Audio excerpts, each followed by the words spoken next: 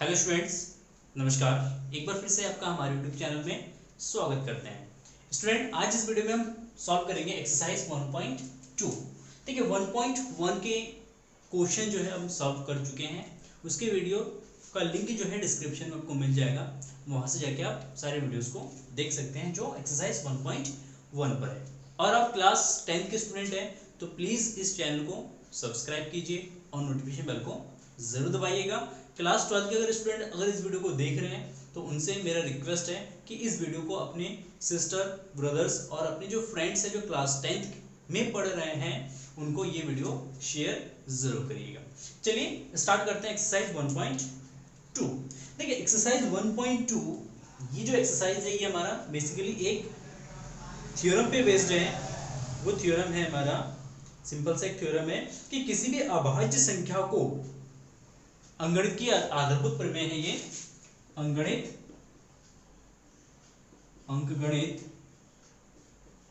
की आधारभूत प्रमेय है। ये मोस्ट इंपॉर्टेंट प्रमेय है और मैथमेटिक्स का ये फंडामेंटल लॉ है।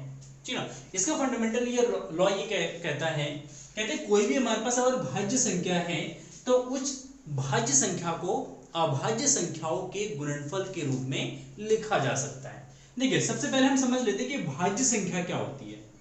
भाज्य संख्या क्या होती है और अभाज्य संख्या क्या होती है। ठीक है, तो सिंपल सी भाज्य संख्या वो संख्या होती है जो अपने से, एक से और किसी दूसरे संख्या से विभाजित हो जाए, या हम कह सकते हैं जिसके दो से अधिक गुणनखंड हो। क्या हो? गुणनखंड हो।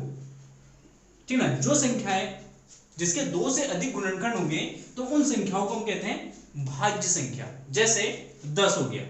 ठीक है, 10 जो है ये हमारा, इसका अगर गुणनखंड करेंगे तो इसका गुणनखंड जो होगा ये, मतलब अगर 10 की अगर बात करते हैं तो 10 जो है वो 1 से भी भाज्य होता है, 2 से भी कटेगा, 5 से भी कटेगा और 10 से भी कटेगा। ठीक है, तो इसका मतलब है कि इसके 2 से अधिक क्या है? गुणनखंड है। 2 से अधिक गुणनखंड इसके पॉसिबल है। ठीक, ऐसी अभाज्य संख्या जिसके केवल 2 ही गुणनखंड होते हैं, जिसके केवल 2 मतलब एक व स्वयं वह संख्या 2 गुणनखंड हो तो उसको हम क्या कहते हैं? अभाज्य संख्या कहते हैं। ठीक है, जैसे अभाज्य संख्या में इसका उदाहरण हो जाएगा, जैसे हमारा 2 है। ठीक है, 2 का गुणनखंड 2 और 1 ही हो सकता है। जैसे 3 है, 3 और 1 ही हो सकता है। 5 है, 1 और 5 हो सकता है। 7 है, 1 और 7 ही हो सकता है। जैसे हमारा 11 है तो 1 और 11 हो सकता है। 13 है तो 1 और 13 हो सकता है, इत्यादि। ये सारी जो संख्याएं हैं जिनके केवल 2 ही गुणनखंड हैं और उन दोनों गुणनखंडों में स्वयं एक है और स्वयं वह संख्या है।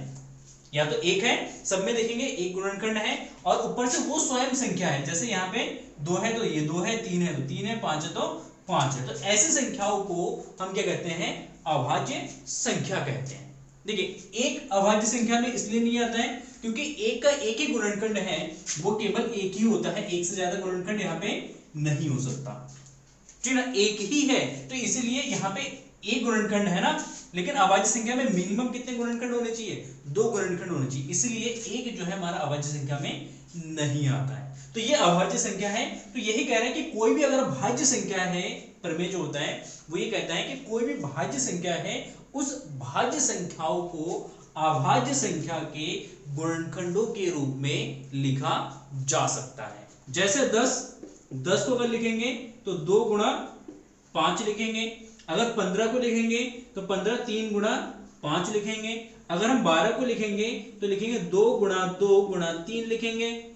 ठीक है, अगर हम 6 को लिखेंगे तो 2 गुणा 3। देखिए 10 15 12 6 ये सब क्या है? भाज्य संख्या है। लेकिन जब इन भाज्य संख्याओं को अभाज्य संख्याओं के रूप में लिख रहे हैं तो इनके गुणनखंडों के रूप में हम इसको लिख सकते हैं। तो ये फर्स्ट प्रमेय कहता है अंगणित अंकगणित की जो आधारभूत प्रमेय, जो फंडामेंटल थ्योरम है, वो यही कहता है कि भाज्य संख्या को हम अभाज्य संख्याओं के गुणनफलों के रूप में लिख सकते हैं या गुणनखंडों के रूप में लिख सकते हैं। तो ये तो हो गया हमारा भाज्य और अभाज्य संख्या। तो एक ये चीज है। दूसरा इसमें में निकालना होगा, सेकंड इसमें निकालना है कि अभाज्य गुणनखंड प्रमेय का यूज करके एचसीएफ और एलसीएम निकालना। एचसीएफ और एलसीएम, ठीक है। एचसीएफ का होता है महत्तम समापवर्तक गुणनखंड, ठीक है ना, इंग्लिश में कहते हैं हाईएस्ट कॉमन फैक्टर। एच का मतलब होता है हाईएस्ट कॉमन फैक्टर, ठीक है ना। एलसीएम का मतलब होता है लीस्ट कॉमन मल्टीप्लायर, एम का मतलब होता है मल्टीप्लायर, ठीक है ना। लघुत्तम समापवर्तक, हिंदी में कहेंगे लघुत्तम समापवर्तक। लीस्ट होता है, लीस्ट का मतलब होता है छोटा, और हाईएस्ट का मतलब होता है बड़ा, बहुत बड़ा। तो इन दोनों में डिफरेंस ये होता है कि एचसीएफ ऐसी एक संख्या होती है, ये एक ऐसा अंक होता है जिससे, जैसे मान लेते हैं, पहले एग्जांपल लेते हैं, जैसे मान लेते हैं 10 और 15, इसका गुणनखंड 2 गुणा 5 और इसका गुणनखंड हो जाएगा 3 गुणा 5, 3 गुणा 5। तो यहाँ पे एचसीएफ का मतलब होता है, इसका मतलब समझ लेते हैं सबसे पहले। एचसीएफ का मतलब होता है कि वह मिनिमम हाईएस्ट से हाईएस्ट संख्या, वह बड़ी से बड़ी संख्या जिससे इन दोनों संख्याओं को भाग करने पर ये पूर्ण तरीके से विभाजित हो जाए। तो अधिकतम से अधिकतम बड़ी संख्या क्या हो सकता है? 5 हो सकता है। ये 5 से छोटी संख्या क्या हो सकता है? 1 भी हो सकता है। 1 से भी 10 डिवाइड होगा, 1 से भी 15 भी डिवाइड होगा। लेकिन 1 और 5 में एचसीएफ कौन होगा? 5 होगा, ठीक है, क्योंकि 5 जो है इन दोनों में सबसे बड़ी संख्या है। तो एचसीएफ में होता है हाईएस्ट कॉमन मल्टीप्लायर, जिससे दोनों संख्या, अगर दो संख्या का एचसीएफ निकाले तो दोनों संख्या डिवाइड हो जाए, अगर 3 संख्या का निकाले तो तीनों संख्या क्या हो जाए? डिवाइड हो जाए, ठीक है ना। तो इसलिए यहाँ पे हम क्या यूज कर सकते हैं? हाईएस्ट यूज करते हैं, ठीक, क्लियर है। अच्छा, लीस्ट एचसीएफ जो एलसीएम होता है, ये लीस्ट नंबर होता है, ये छोटा नंबर होता है। एलसीएम का मतलब होता है कि वह छोटी से छोटी संख्या जो 10 और 15 दोनों से विभाजित हो जाए।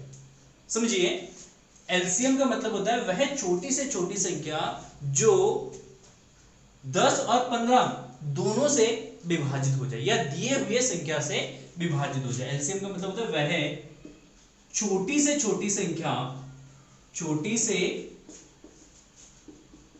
छोटी संख्या जो दिए संख्याओं से विभाजित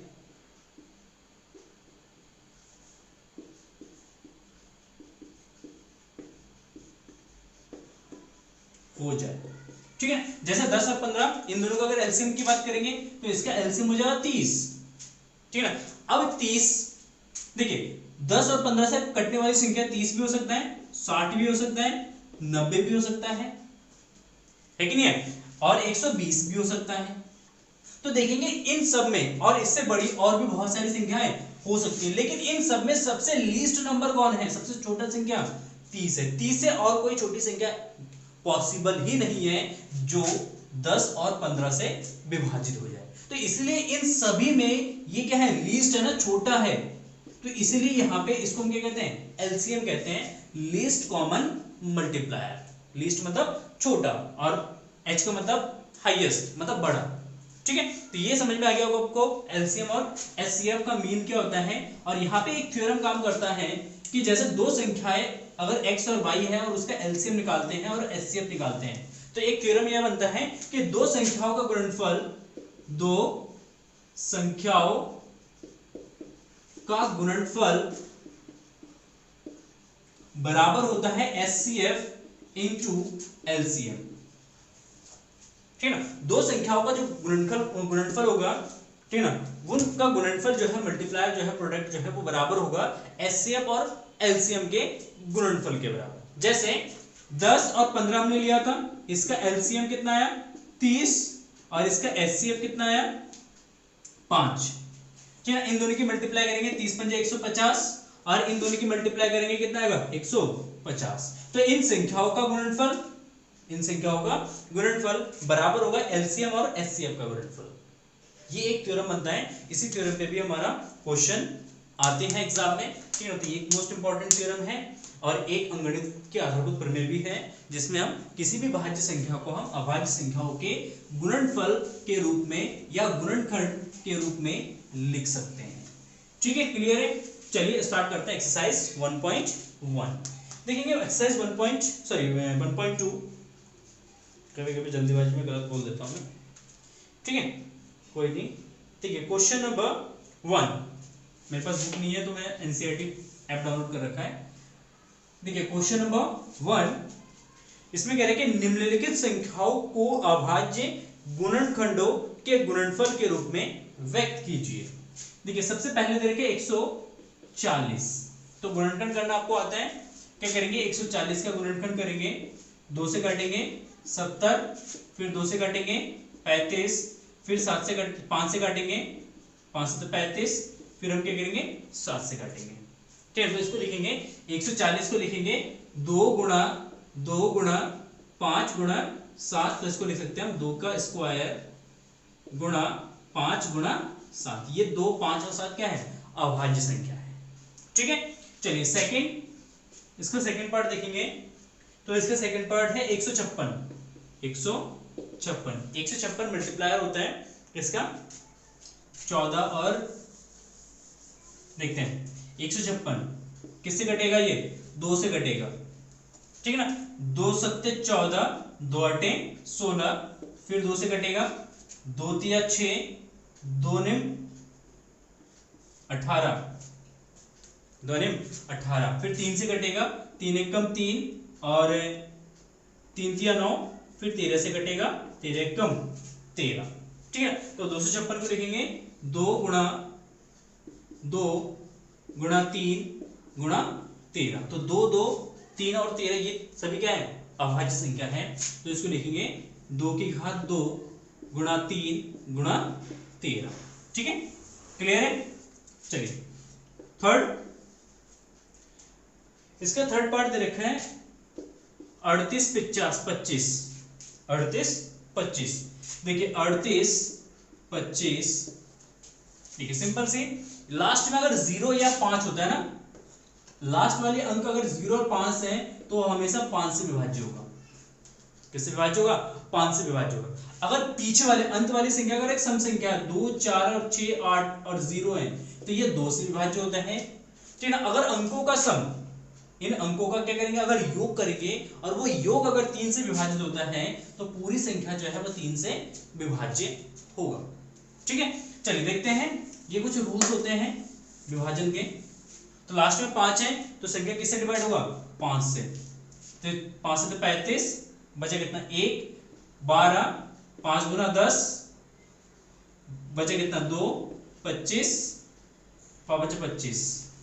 ठीक है ना। फिर 5 से कटेगा क्योंकि लास्ट में 5 है, 5 से काटो, 5 एकम 5, बचे कितना 2, 2 नीचे लेंगे 22, 5 चौक 20, 5 चौक 20, बचे कितना 2, फिर 5 25, फिर 5 से कटेगा, देखिए 5 से काटेंगे तो 5 दूना 10, कितना हो गया 45, और 45 5 निम 45, 29, और 29 से डिवाइड होगा तो ये 1 हो जाएगा। तो इसको लिखेंगे 5 गुणा 5 गुणा 5 गुणा 29। ठीक है, 29 एक विभाज्य संख्या अभाज्य संख्या है। ठीक है ना, और उसको लिखेंगे 5 की घात 3 गुणा 29। ठीक है, तो इस तरीके से इसका गुणनखंड करेंगे। नेक्स्ट फोर्थ पार्ट है इसका 5005। 5005, देखिए ये थोड़ा सा बड़ी संख्या दे रखी है 5005, लास्ट में 5 है, 5 से विभाज्य होगा, 5 एकम 5 0 1। अब ये किससे डिवाइड होगा 2 से डिवाइड नहीं होगा क्योंकि लास्ट में 1 है। 3 से 7 से डिवाइड हो सकता है, नहीं हो सकता, देख लेते हैं। 7 एकम 7 है, बचा कितना 3, तो बचा 3 30, 7 चौक 28, हाँ 7 से कट जाएगा ये, 7 एकम 7। ठीक है ना, 10 में से 7 कटेगा तो कितना बचेगा 3, 0 ले लेंगे, 7 चौक 28, 7 चौक 28 बचे कितना 2, 1 होगा, नीचे ले लेंगे 21, 7 या 21, 7 या 21, ठीक है। फिर ये 7 से कटेगा नहीं, 7 से नहीं कटेगा, ये फिर आपका कटेगा 3 से कटेगा, नहीं कटेगा, ठीक ना। 9 से कटेगा, 9 एकम 9 बचेगा कितना 5, 53, 9 सत्ते नहीं कटेगा, ठीक ना। 13 से कटेगा, 13 से कट जाएगा ये, ठीक है ना। 13 एकम 13, फिर 13 एकम 13, फिर 11 से कटेगा, 11 एकम 11, ठीक है। तो इसका गुणनखंड हो जाएगा 5 गुणा 7 गुणा 11 गुणा 13, ठीक है, क्लियर है। तो ये सिंपल सा क्वेश्चन हो गया। नेक्स्ट है, नेक्स्ट पांचवा है 74 29, ठीक है। 74 29 का गुणनखंड करेंगे तो इसका गुणनखंड क्या हो जाएगा, इसका गुणनखंड हो जाएगा 74 74 and 29। तो लास्ट में 9 है ना, 3 से कट सकता है क्योंकि लास्ट वाली अंक, अगर इसको जोड़ देते थे 9 और 2 11, 11 और 5 15, 15 और 7 22, नहीं कटेगा क्योंकि 22 आ रहा है ना, 22 3 से नहीं कटता है, तो इसलिए 3 से नहीं कटेगा। 7 से कट सकता है, नहीं कटेगा क्योंकि 9 है, नहीं कटेगा। तो ये कट सकता है हमारा, 7 से नहीं कटेगा, 7 के बाद 9 9 72 बचे इतना 2 22, 9 2 18, 4 49, नहीं कटेगा। देख लेता हूँ मैं किससे कटता है ये। तो ये जो संख्या है ये हमारा 19 से कटेगा लास्ट में, 19 से, 19 एकम 19, 19 दूना 38, 19 तिया 19 चौक 19 तिया 3 बार में कटेगा, 19 तिया कितना होता है 7 और 57, तो 74 में से 57 घटा देंगे तो 7 1 17 कितना जाएगा 172, 19 निम 171 होता है, बचे कितना 1 9, 19 से कम 19।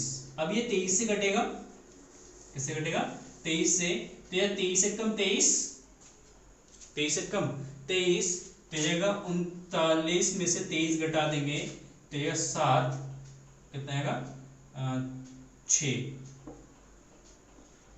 1 161,